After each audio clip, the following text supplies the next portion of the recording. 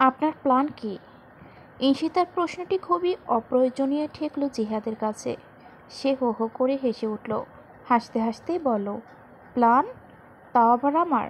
কি যে বলো না ঈশিতা! খবরদার ওই মুখে আমার নামটাও নেবেন না। ঈশিতা ঝাঁঝালো গলায় বলল কথাটা। হাসি থামায় জিহাদ। ঘাটটাকে হালকা কাত করে তাকায় সে। জিহাদের এমন কাজে ঈশিতার বুকের ভেতরটা ধক করে উঠল। ৬-৭ মাস আগের জেহেরকে দেখছে যেন সে। ভয়ে ঈশিতার সামনের গ্লাসটির অবশিষ্ট পানি ডক করে পান করলো। জিহাদ ঘাট কাত করেই হাসল। তার এঁটো পানি খেয়েছে ঈশিতা। এই মুহূর্তে সত্যি জিহাদকে মারাত্মক ভয়ানক লাগছে। ঈশিতার ঘাম ছুটানো ভয় চুপসে যাওয়া মুখটা দেখল কতক্ষণ জিহাদ। তারপর বলে উঠল, আমাকে দেখে জেহেরকে মনে পড়ে গেল, তাই না? ঈশিতা তৎক্ষণাৎ তাকালো জিহাদের দিকে। জিহাদ কি করে জানল? তোমাকে দেখে বোঝাই যাচ্ছে কতটা ভয় পাচ্ছ।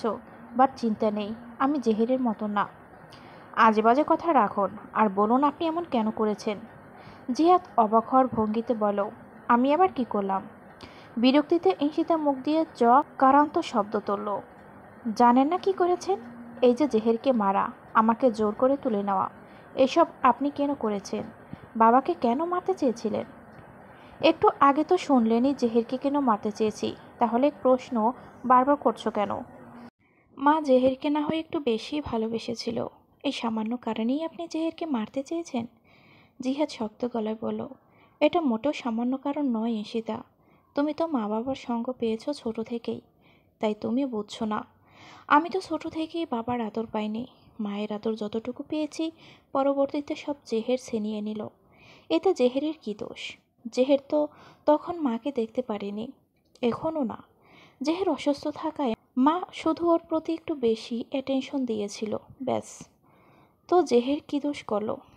ওর দোষ ও কেন জন্ম নিল পৃথিবীতে। ও আসার পর থেকে সব কিছুই ছিনিয়ে নেয় আমার থেকে। প্রথমে আমার আপন মাকে, তারপর সৎ মা, আর তারপর আমার ভালোবাসার তুমিকে। ঈশিতা তাচ্ছিল্য সহকারে বলো, ভালোবাসা? সিরিয়াসলি আপনি আমাকে ভালোবাসেন? আপনার কাছে মনে হচ্ছে না এটা পৃথিবীর সেরা যোগ? আমাকে যদি সত্যিই ভালোবেসে থাকতেন তাহলে নোংরামো করতে চেয়েছিলেন কেন? আমি এটা করতে চাইনি ঈশিতা। আমি সত্যি তোমাকে ভালোবেসেছি, ইভেন এখনও বাসি। ওহ প্লিজ, দয়া করে নোংরামোকে ভালোবাসার রূপ দেবেন না। জিহাদ অস্থির হয়ে বলল, ঈশিতা বিশ্বাস করো, তখন আমার মাথায় পাগল ভর করছিল। আমি সত্যিই এমনটা করতে চাইনি। নয়নিকার কথায় আমার যে কি হলো, ব্রেন ওয়াশ হয়ে গিয়েছিল একদম। তোমাকে পাওয়ার মুখ্য হয়েছিল তখন, যে করেই হোক রেপ। জিহাদকে থামিয়ে ভুরু কিঞ্চিত কুঁচকা ঈশিতা। 1 মিনিট। নয়নিকা মানে? নয়নিকা কেন এমন আইডিয়া দেবে? ও কখনোই এমনটা চাইবে না। সব আপনার প্ল্যান, আমি বুঝি।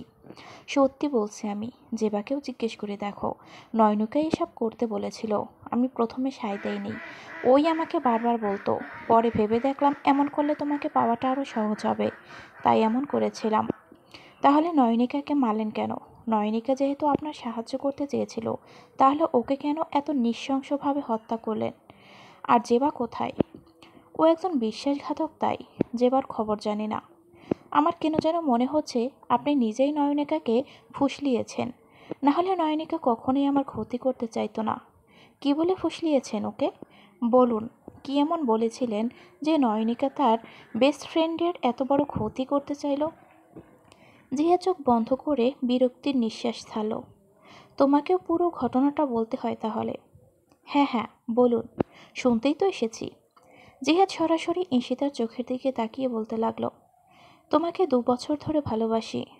যখন থেকে ভালোবাসি তখন থেকেই তোমাকে নিজের লাইফ পার্টনার হিসেবে চাইতাম। ঈশিতা থামিয়ে দিয়ে বলো, লাইফ পার্টনার না বলে বেড পার্টনার বলতে পারতেন। ঈশিতা প্লিজ, আমার ভালোবাসাকে খারাপভাবে দেখবে না। খারাপ কাজ করলে খারাপভাবে দেখা অস্বাভাবিক কিছু নয়। জিহাদ ওই প্রসঙ্গে কথা বাড়ালো না।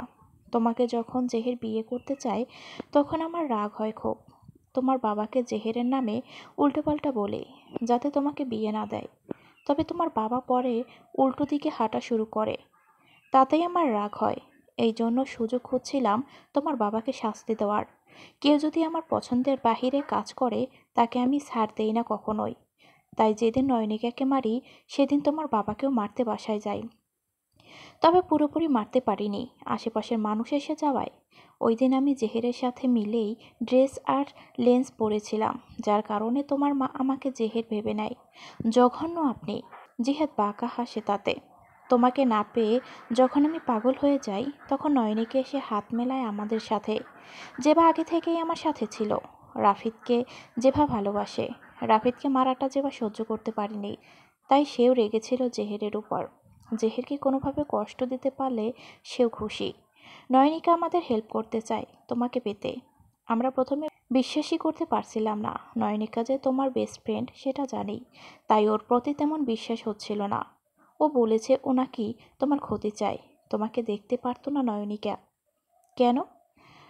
তোমার মনে আছে জেহের তোমাকে পাওয়ার জন্য কলেজে গিয়েছিল একবার, আর তখন নয়নিকাকে তুলে নিয়ে গিয়েছিল?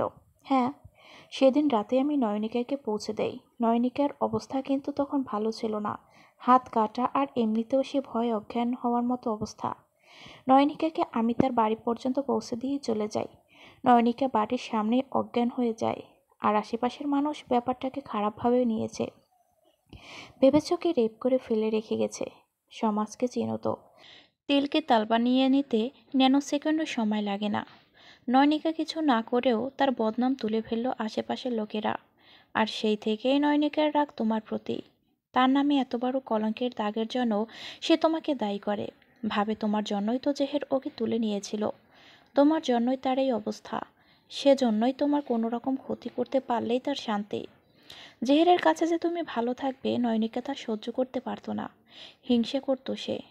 আমার ইচ্ছে হয়েছিল নয়নিকাকে তখনই পুঁতে ফেলি।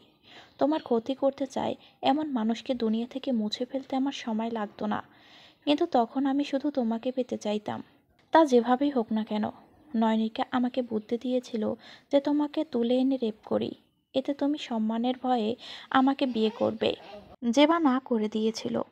আমার ওই প্রস্তাব ভালো লাগেনি। তোমার কোনো ক্ষতি ছাড়াই তোমাকে পেতে চাইতাম, কিন্তু নয়নিকা প্রতিদিন এই ব্যাপারটা নিয়েই ঘ্যান ঘ্যান করতো। তা আমার মাথায় সেট হয়ে গেলে আমি ভাবতে থাকি যে ওটাই হয়তো ঠিক হবে। আসলে তোমাকে কিভাবে নিজের করে পাবো সেটাই আসল লক্ষ্য হয়েছিল আমার, যার কারণে এমন নিচু কাজ করতেও দ্বিধাবোধ হয়নি। যে বা চাইছিল না কিছুতেই। পরে নয়নিকাও ওর ব্রেন ওয়াশ করিয়েছে। সে বলেছে তোমাকে রেপ করলে জেহের কষ্ট পেয়ে পেয়ে মরবে, আর জেহেরের কষ্টই যেহেতু জেবা চায়, সেহেতু এই পথটাই বেস্ট। জেবাও পরে সায় জানিয়েছে। তারপর নয়নিকাই প্ল্যান করলো তোমাকে কোনোভাবে জেহেরের বাগান বাড়ি থেকে বের করে আনবে। সেটাও হলো। তারপর তোমাকে কোনো জোর করা ছাড়াই তুলে নিয়ে যাই। কিন্তু আমি চেয়েছিলাম ওই দিন বিয়ে করে নিই তোমায়, তাহলে কোনো কষ্ট পেতে হবে না তোমার। কিন্তু তুমি যখন বিয়ে করতে চাইছিলে না, আর বারবার জেহেরের কাছে যেতে চাইছিলে, তখন আমার রক্ত গরম হয়ে গিয়েছিল, তাই তোমায়। ঈশিতা শুধু হতভম্ব হয়ে তাকিয়ে রইল। নয়নীকে প্রতিশোধ নেওয়ার জন্য এমন একটা জঘন্য কাজ করতে চেয়েছিল। ওকে মেরেছিলেন কেন? যখন দেখলাম তোমাকে পাইনি, তখন নয়নিকের উপর রাগ চেপে গেল আমার। আর এমনিতেও তখন নয়নিকের প্রয়োজন ফুরিয়ে এসেছিল। নয়নিকা বেঁচে থাকলে তোমার আরও বড় ধরনের ক্ষতি করে বসতো, আর যে তোমার ক্ষতি করবে তাকে মেরে ফেলবো না তো কি।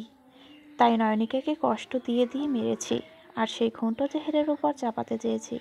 ভেবেছি জেহের জেলে গেলে তোমাকে পাওয়া যাবে কোনো বাধা ছাড়াই, কিন্তু পেলেন না, তাই তো? আরে আপনি যদি আমাকে জোর করেও নিয়ে যেতেন না, তা আপনাকে কোনোদিন মানতাম না আমি। ভালোবাসা তো দূর, তুমি শুধু সবসময় আমার কাছে থাকলেই হতো। তোমার ভালোবাসা লাগবে না, আমার ভালোবাসা দিয়ে সবটুকু পূরণ করতাম। কথাটি খুব দৃঢ়স্বরে মাতাল চাহনিতে তাকিয়ে পড়ল জিহাদ। এই কথার পর ঈশিতার বসে থাকতে অস্বস্তি হচ্ছিল খুব। ঈশিতা। জিহাদের মাদকতা ভরা কণ্ঠে ঈশিতার নাম শুনে তার বসে থাকতে আর ইচ্ছে হলো না। ঈশিতা ওঠার আগে জিহাদ বলল, খুব ভালোবাসি তোমায় ঈশিতা, আমাকে আপন করে নাও, আমাকে একটু ভালোবাসো প্লিজ, একটু ভালোবাসা চাই আমার ঈশিতা। ঈশিতার কোনো ফিল হলো না এই কথা শুনে। জিহাদ তাকে ভালোবাসে ঠিক, এটা ঈশিতা নিজেও বুঝতে পারছে, তবে ভালোবাসার ধরনটা মোটেও গ্রহণযোগ্য নয়। ভালোবাসা পাওয়ার জন্য জিহাদ খুব নোংরা উপায় বেছে নিয়েছে। সে তো পারত রাফিদের মতোই ভালোবাসাকে মুক্ত করে দিতে, কিন্তু না, ভালোবাসাটা যেন তার জেদে পরিণত হয়েছে, আর সে জেদ মেটাতে যে কোনো কিছুই করতে চাইতো। ঈশিতার এটাই ভালো লাগলো না। কেন সে রাফিদের মতো পরিস্থিতিকে মেনে নিতে পারেনি? কেন এত বিকৃতি উপায় বেছে নেওয়া? ঈশিতা উঠে পড়ল যাওয়ার জন্য। জিহাদ যেন এতে আরও অস্থির হয়ে পড়ল। ঈশিতা, আর একটু বসো না প্লিজ। আমি কিছু বলবো না আর, শুধু একটু বসো। ঈশিতা। ঈশিতা এবার কণ্ঠ তেজ ঢেলে বলো, কেন? বসিয়ে রেখে কি করবেন? চোখের ক্ষুধা মেটাবেন? চোখ দিয়ে গিলে খাবেন, তাই তো?